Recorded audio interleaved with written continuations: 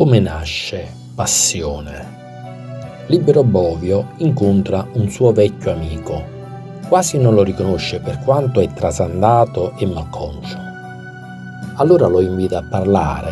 Viene talmente colpito dal suo racconto da portarlo a trasformare la sua storia in questa canzone, Passione, che verrà poi musicata da due musicisti, Ernesto Tagliaferri e Nicola Valente. Ma cosa gli viene raccontato? Il suo amico gli confessa che è disperato. Da quando sua moglie l'ha lasciato ed è andata via in un'altra città con un altro uomo, lui non riesce a trovare pace. Anzi, la sente sempre vicina, anche se è andata lontano. Si chiede in continuazione cosa pensi, cosa faccia sua moglie.